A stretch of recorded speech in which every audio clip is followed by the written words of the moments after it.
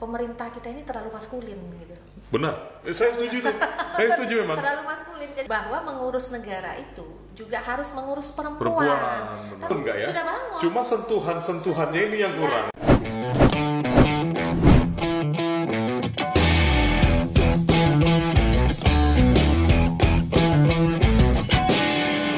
Selamat datang di dunia nyata karena ini bukan mimpi. Kak Ade Hartati. Luar biasa, seorang perempuan hebat asal Riau sudah sudi untuk hadir di podcast Bukan Mimpi. Selamat siang Kakak. Selamat siang. Assalamualaikum warahmatullahi wabarakatuh. Waalaikumsalam warahmatullahi wabarakatuh. Di mana kabarnya Kakak? Sehat? Alhamdulillah sehat. Walaupun tadi mau kesini sih sebenarnya cepat, tapi karena antrian panjangnya solar, solar. saya ikut antri. Ternyata 1 jam juga. Anggota DPR ternyata harus ngantri juga Kak? Antri juga, karena kita kan wakil dari masyarakat. Mana ada special rate untuk anggota Oke. DPR. Kak, pandemi ini kan sudah hampir 2 tahun ya terjadi di seluruh dunia dan bahkan di Indonesia, dan dampaknya itu sangat luar biasa Kak, baik dampak ekonomi ataupun dampak kesehatan. Nah, sebagai suara rakyat, sebagai penyalur aspirasi rakyat, selama pandemi ini Kakak merasa ini nggak terganggu nggak dengan tugas Kakak sebagai penyampai aspirasi rakyat nih Kak?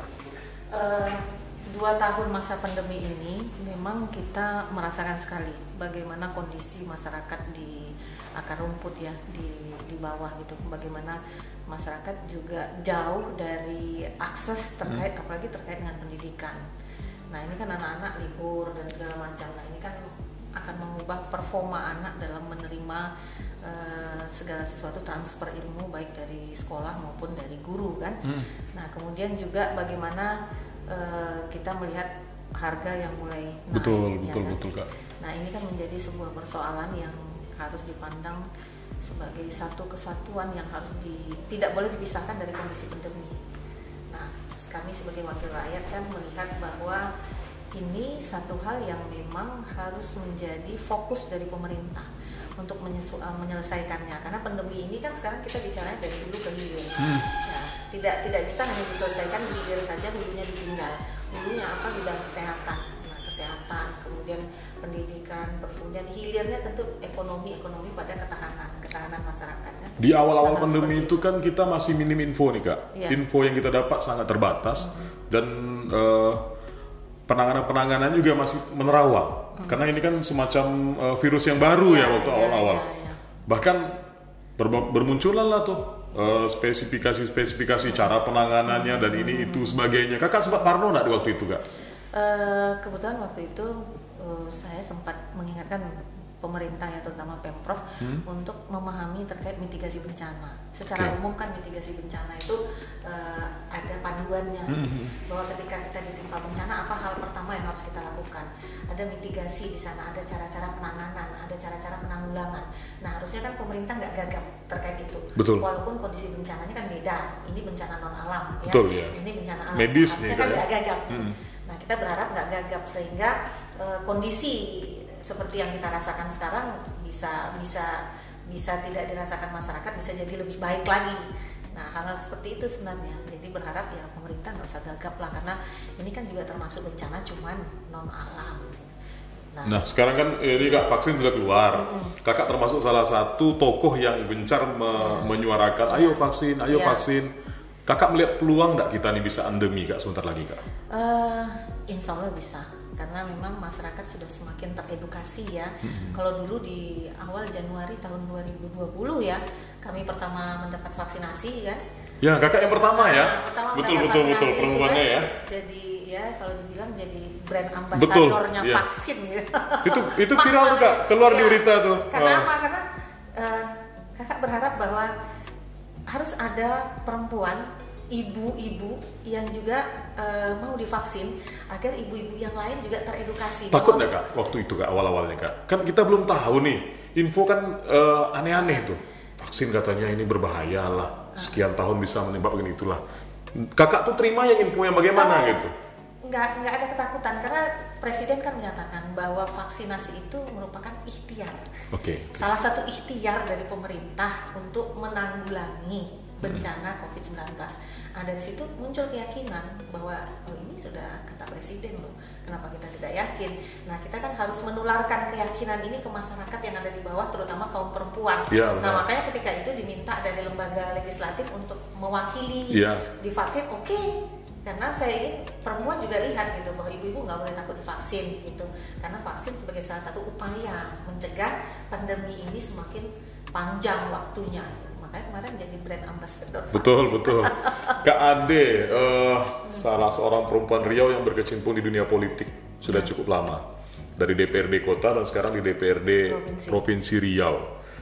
Kak, banyak orang yang bertanya, apa memang segampang itu? Atau sudah berapa banyak sih pengorbanan yang sudah kakak lakukan untuk bisa sampai ke titik ini gitu kan? Nggak semua orang yang tahu nih kak. Bisa cerita nggak sedikit nih kak? Di mana kakak memulai karir ini kok bisa kepikiran nih mau jadi politikus gitu kak? Iya.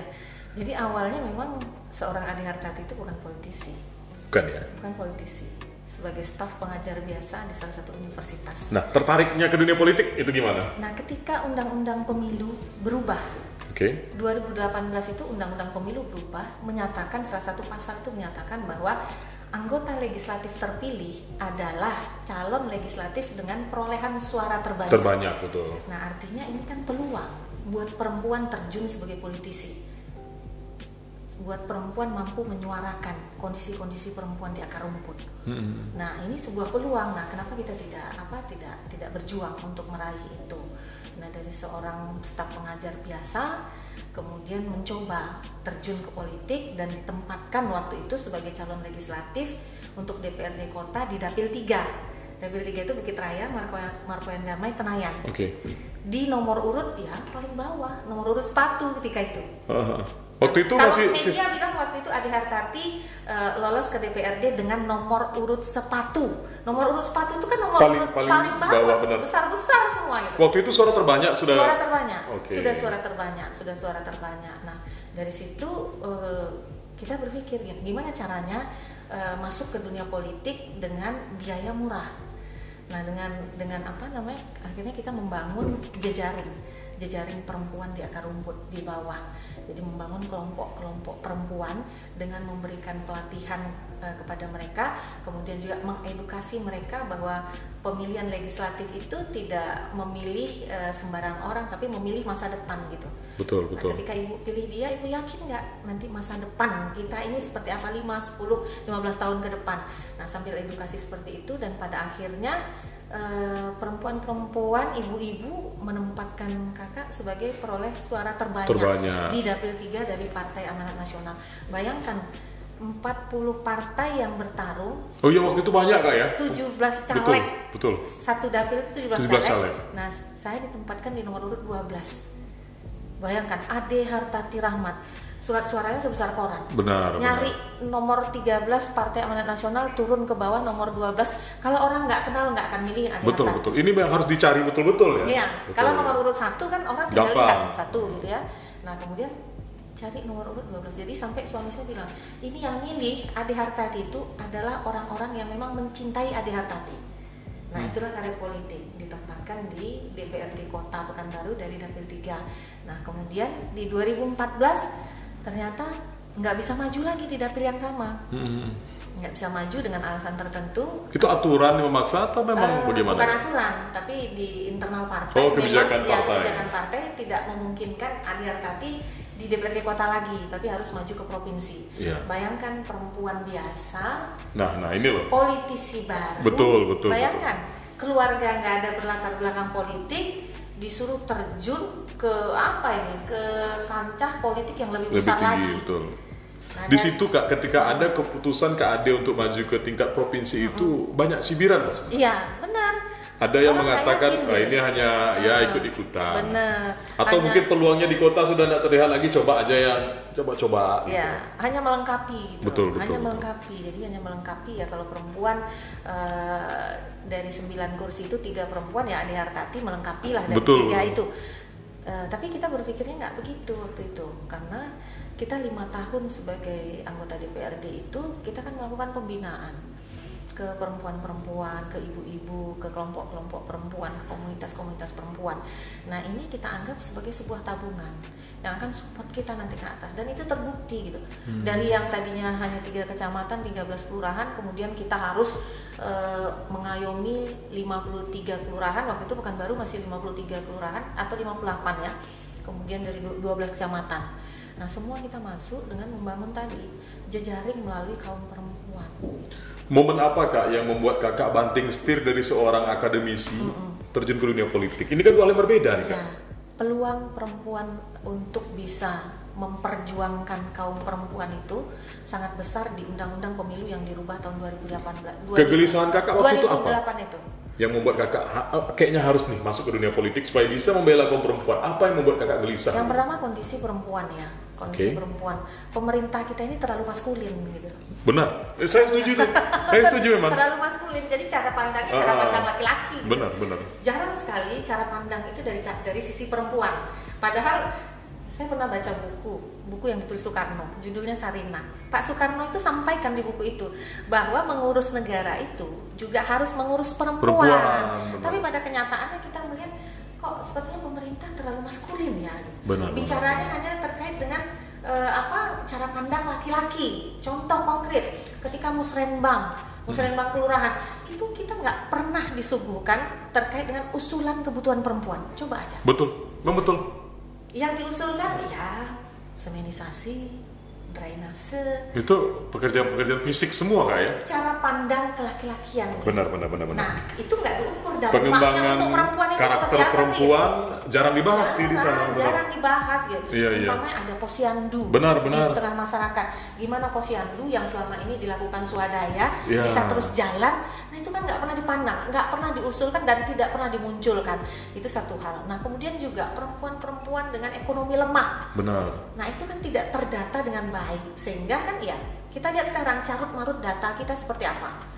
Terakhir Bu Risma sampaikan ada 2 triliun bantuan sosial yang tidak bisa disalurkan.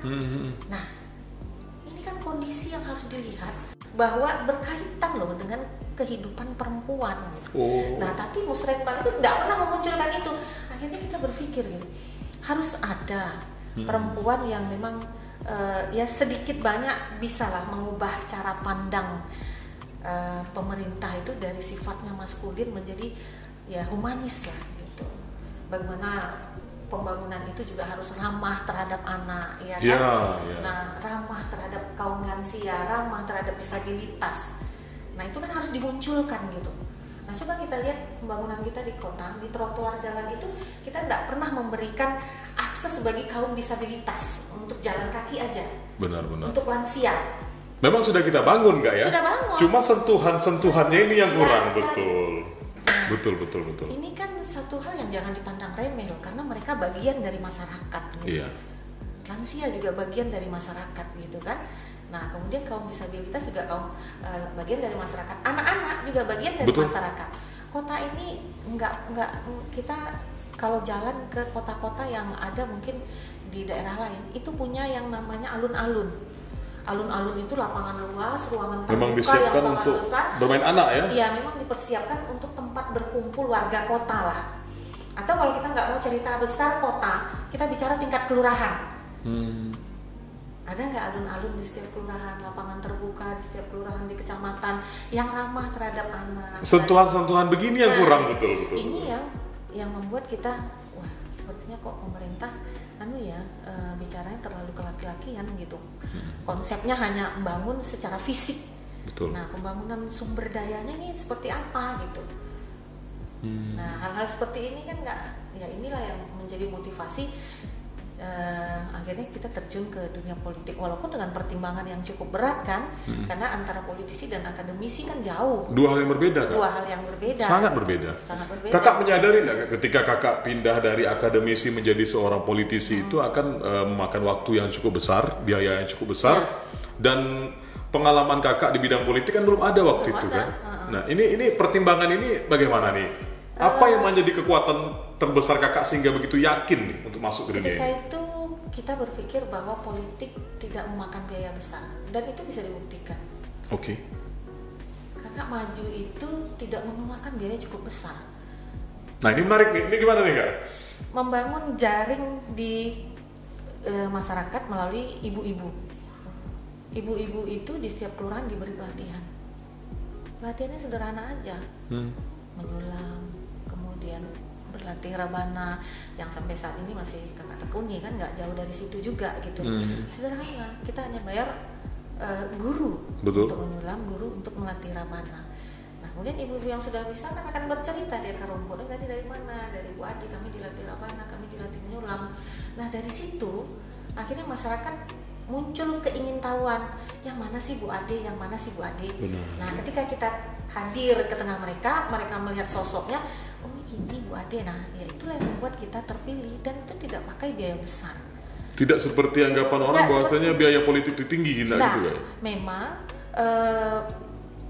waktu dan tenaga itu lebih besar dibanding dengan biaya politik kita. Jadi biaya tenaga waktu itu memang lebih besar. Kakak kan punya data konstituen tuh Kak? Ya. Kalau kakak persentase itu pemilih kakak yang dari golongan perempuan itu berapa persen Kak? Mungkin hampir 90%. 90%? 90%. Artinya jauh sebelum kekuatan emak-emak digaung-gaungkan viral-viral ini, Kak Ade sudah memulai itu. Kita sudah memulai kekuatan emak-emak itu jauh sebelum kekuatan emak-emak ini kan diviralkan itu ketika ada Pilgub DKI, Pilpres sebelumnya. Pilpres, ya. Nah jauh sebelum itu kita sudah bersama emak-emak untuk membangun kekuatan di akar rumput gitu. Bahwa Bu, politik itu tidak hanya memilih saat ini, tapi politik itu juga harus memilih masa depan. Ibu bisa loh menentukan masa depan anak-anak ini ke orang-orang yang benar-benar Ibu yakini nanti mampu untuk memperjuangkan masa depan anak-anak yang 5 tahun ke depan dia butuh SD, 5 tahun ke depan lagi dia SMP, 5 tahun ke depan lagi dia SMA. Nah siapa kira-kira yang Ibu yakini? Nah sambil bicara mengedukasi seperti itu, kita memberi pelatihan ke ibu-ibu ini. Kak. Dan itu ternyata biayanya jauh dari yang yang dibunyi-bunyikan itu ya. Katanya kalau mau maju itu minimal harus punya dana sekian M gitu. Karena kalau datang itu kalau nggak bawa sesuatu katanya nggak dipandang kan? Masyarakat nggak begitu juga gitu. Masyarakat itu sudah teredukasi. Memilih gitu. Karena memang mungkin mereka melihat bahwa nggak ada yang datang, terus siapa aja yang ya karena itu tadi harusnya kalau memang ingin berpolitik itu kan bagaimana turun ke masyarakat itu lebih gencar kan, sehingga biaya politik itu juga lebih ringan gitu. Tapi masyarakat sudah cerdas kok. Kakak kan banyak orang yang punya duit nggak duduk. Betul. Yang punya duit nggak duduk, yang punya embel-embel keluarga pejabat pun nggak duduk. Artinya kan bukan semuanya karena duit. Privilege juga nggak menjamin. Privilege juga bukan kan? Dan itu sudah dibuktikan di beberapa pileg, di beberapa pilkada yang ada di Pekanbaru kan. Nah artinya masyarakat kan sudah tereducate. Apalagi sekarang kan kaum milenial dia melek informasi, baca berita dan mampu menganalisa. Nah kita nggak khawatir lagi bahwa uang itu akan mengalahkan akan menaklukkan dunia politik gitu. Kakak memandang konstituen kakak sebagai apa Kak? Sebagai orang yang memberikan hak suaranya, sebagai binaan, atau seperti apa kakak memandang konstituen? Sebagai keluarga besar. Kalau keluarga harus siap dong kapan dibutuhkan. Iya. Dan itu mereka buktikan. Kak Ade pernah nggak sampai direpoti sampai ke titik seperti keluarga itu begitu dengan konstituen yang itu? Ibu-ibu nggak pernah ngerepotin hal itu. Karena mereka kan mandiri semua. Nggak pernah yang namanya ada datang ke rumah bantu hal yang sifatnya pribadi itu nggak pernah. Kecuali mereka minta tolong dalam hal sekolah, dalam hal kesehatan, hal seperti itu. Tapi yang sifatnya pribadi nggak ada. 15 tahun, hampir 15 tahun loh sebagai wakil rakyat. Nggak pernah yang namanya rumah itu digedor hanya untuk minta uang gitu ya. Kepentingan pribadi. Ibu-ibu ya. Tuh, hebat. Makanya kita nyaman-nyaman aja sebagai politisi gitu. Artinya banyak hal-hal yang memang di luar dugaan ternyata Kak ya. Iya. Kalau memang kita pahami betul, tidak seperti anggapan itu. Iya. Karena ada anggapan begini Kak, ketika seorang politik itu mulai bermain ke ranah masyarakat, dan di sana ada transaksional politik antara konstituen dengan politik ini, orang yang berkecimpung di bidang politik ini, maka akan ada timbal balik begitu. Dan masyarakat ini dididiknya untuk begitu, meminta tapi tidak berupa edukasi. Ya, itu memang fenomena ya yang terjadi saat ini kan, yang terjadi saat ini. Tapi alhamdulillah hampir 12 tahun setengah menjadi politisi, wakil rakyat dan anggota DPRD, tidak pernah disibukkan oleh yang namanya urusan pribadi. Oke. Nah, siapa orang yang paling mensupport kakak nih? Keluarga. Untuk terjun. Keluarga. Suami bagaimana kak? Nah, kalau nggak suami nggak support, nggak sampai sejauh ini kan. Kalau dia SMS, oh kamu harus pulang. Di sana kan nggak terlalu penting acaranya. Ya udah pulang. Karena begini, kodrat perempuan itu kan juga apa ya, kita nggak bisa mengabaikan bahwa perempuan itu kodratnya sebagai istri, sebagai ibu. Betul. Nah, sehebat-hebatnya perempuan menjadi public figure, menjadi tokoh di masyarakat, tentu harus melihat nih bagaimana kondisi di keluarga kan. Nah, kalau suami sudah SMS, sudah tegur, ya udahlah pulang aja, walaupun di Jakarta sekalipun baru nyampe dia SMS. Pernah Kak Ade disuruh pulang baru nyampe? Pernah. Baru sampai turun pesawat buka SMS, kamu nih gini begini nggak ini ya, ninggalin rumah nggak ini. Oh udahlah pulang aja lah, baru sampai itu pulang. Sebagai seorang ibu, nah otomatis kan kakak tuh punya anak-anak tuh yang memang butuh sosok ibu. Di tengah kesibukan kakak berpolitik, itu bagaimana kakak memanage waktu itu kak? Ya, perempuan ini dimanapun, tidak pun mereka sebagai seorang politisi, tidak pun mereka sebagai Ade Hartati, mereka itu ibarat makhluk lemah yang diwajibkan membawa 2 kereta. Bayangkan kami ini, kan dianalogikan sebagai makhluk lemah, tapi kami diwajibkan bawa 2 kereta, dan kedua-duanya harus sampai ke tujuannya, bagaimanapun caranya, siapapun orangnya. Nah, kereta pertama, kereta keluarga. Betul. Kereta kedua, kehidupan sosial kami. Nggak ada perempuan yang tidak punya kehidupan sosial. Sekalipun ibu rumah tangga, dia pasti bersosialisasi dengan lingkungannya. Dia jadi kader majelis taklim, dia jadi kader posyandu, dia jadi kader PKK, dia ikut arisan RT, dia ikut arisan RW, kehidupan sosialnya. Dan dia juga harus seimbangkan dengan kehidupan keluarganya. Kalau salah satu nggak seimbang, masuk jurang, hancur. Nah, pilihannya kan nggak boleh salah satu. Betul, harus dua-duanya. Harus dua-duanya diseimbangkan berjalan. Begitulah beratnya tanggung jawab perempuan. Nah, tapi itu harus kami lewati. Gitu. Kak Ade dikenal juga sebagai sosok anggota legislatif yang berani berbicara. Lawannya nggak tanggung-tanggung, tokoh-tokoh dan laki-laki yang kesannya maskulin tadi. Itu gimana kakak membentuk image dan meyakinkan diri? Ya udah kalau memang hal itu benar diomongin, itu gimana caranya kak? Iya, karena begini, di era demokrasi yang terbuka ini, di mana pemimpin itu dipilih dari suara terbanyak, ya kan? Kan harus ada orang yang bisa dengan apa? Dengan realistis mengawasi jalannya pemerintahan, terlepas dari embel-embel kepentingan gitu. Nah kan harus ada. Betul. Nah, kebanyakan kan saat ini semua punya embel-embel kepentingan. Nah, bagaimana kita hadir nggak punya kepentingan tapi kita menyuarakan, Pak, ini kondisi real loh Pak, Bapak harus lihat loh. Salah satu contoh kemarin kita mengkritisi terkait dengan dibangunnya Twin Tower di tengah masa pandemi ini.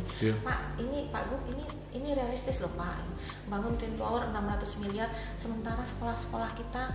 Kakak sadar kan yang kakak hadapi itu adalah laki-laki, tokoh-tokoh, dan banyak konsekuensinya. Ya memang harus begitu mungkin ya, karena kalau nggak bisa tidur kan. Artinya image seorang perempuan itu tidak selalu lemah ya. Bagaimana cara kakak bisa membangkitkan semangat itu kak? Yakin nih, pokoknya nggak takut nih, nggak gentar nih, karena Kak Ade Hartati yang diketahui orang itu ya berani bersuara. Ya kita terjun ke politik ini kan dengan satu motivasi bahwa kita itu berjuang dengan bersuara. Parlemen itu kan parley, itu kan dari bahasa Yunani, itu artinya berbicara. Kamu itu duduk sebagai wakil rakyat, dipilih oleh rakyat untuk berbicara. Jadi senjata kamu itu, kalau TNI kan senjatanya itu ada AK-47 dan segala macam. Kalau politisi senjatanya itu ya bersuara, berbicara. Nah, ketika kamu sudah diberi kesempatan itu, kamu tidak bersuara, ataupun kamu bersuara dengan kepentingan-kepentingan tertentu, ya bagaimana gitu. Nah, dari situ nih kita, ya senjataku hanya bisa bersuara. Jadi dimanfaatkan betul senjata. Gitu. Dan memang ya harus dimanfaatkan semaksimal mungkin tanpa ada hal-hal di belakang itu gitu loh. Makanya kita menyuarakan ini, Bu Ade itu bergeningnya ini enggak begitu gitu. Nah, di tengah hegemoni maskulinitas ini Kak, ada beberapa kasus yang justru di Pekanbaru ini sendiri muncul, bahkan di Riau ini muncul. Itu kasus yang berkaitan dengan perempuan. Kak Ade hadir di sana sebagai seorang tokoh yang peduli dengan perempuan. Kakak memandang kasus-kasus yang terjadi di Riau seperti halnya yang di Undri dan baru-baru ini di UIN. Kakak sebagai seorang perempuan melihat fenomena ini seperti apa? Ini fenomena yang sangat menyedihkan dan mengkhawatirkan. Karena apa? Karena ini kan menyangkut masa depan ya, masa depan perempuan dan anak ya. Dan kita semua harus tersadarkan, harus disadarkan bahwa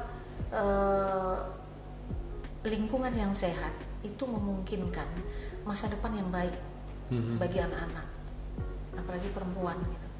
Nah, kalau lingkungan ini dibiarkan tidak sehat ya, atau kita pura-pura ya kita tahu tapi kita pura-pura nggak tahu, cuek aja lah gitu ya, cuek aja ya, maka kita akan jadi negara, mungkin bisa jadi negara terburuk dengan kasus pelecehan tertinggi di dunia. Kita seperti India, apa mau? Riau ini bagaimana Kakak lihat? Anak-anak kita, keluarga kita nanti, aduh, nggak mau kan? Jangan tunggu keluarga kita, jangan tunggu saudara kita, jangan tunggu anak kita jadi korban baru kita bicara. Jangan. Semua kita harus bergandeng tangan menciptakan lingkungan yang sehat buat perempuan dan anak dimanapun, di lingkungan pendidikan, di lingkungan masyarakat, di lingkungan manapun kita ciptakan itu. Nah, itu hanya bisa terbangun ketika kesadaran masyarakat. Kalau untuk lingkup Riau Kakak lihat sebagai bagaimana? Ini apakah mengkhawatirkan atau? Ya, selama pandemi, selama pandemi memang angka kekerasan seksual ini tinggi.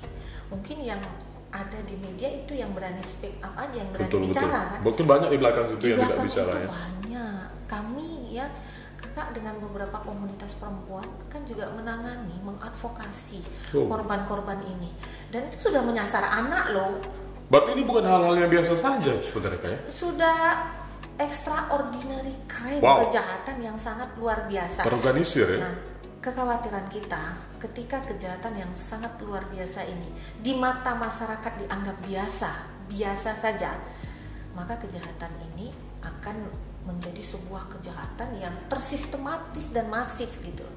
Dan itu yang menjadi korban anak-anak perempuan dalam kondisi lemah, kaum perempuan dalam kondisi di bawah kekuasaan tertentu. Nah, ini kan harus menjadikan kita nih, harus membangun kesadaran kita harus bersama-sama nih, bersama perempuan-perempuan semua, bahwa perempuan yang berada di garis lemah itu, di ekonomi lemah, di garis lemah, pendidikannya mungkin tidak seperti kita ya, kita harus mendampingi mereka bersama-sama, bahwa mereka juga harus punya masa depan. Oke, luar biasa Kak Ade, terima kasih sudah berbagi cerita di podcast Bukan Mimpi. Teruslah bersuara Kak. Amin. Karena mungkin semangat Kak Ade ini bisa tertular ke perempuan-perempuan lain yang ada di Riau. Dan harapan kita nanti akan muncul ade hartati lainnya nih, yang bisa mewakili suara perempuan-perempuan lainnya. Karena kita nggak seru juga sih Kak kalau pembangunan terlalu maskulin Kak. Benar. Butuh sentuhan, memang butuh sentuhan. Benar. Kak, program kita ini kan Bukan Mimpi Kak. Ya. Di segmen terakhir ini biasanya kita memberikan satu pertanyaan kepada bintang tamu kita.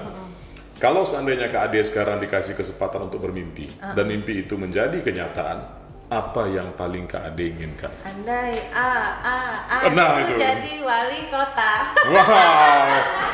Selamat datang di dunia nyata, kan ini Bukan Mimpi Ade Hartati.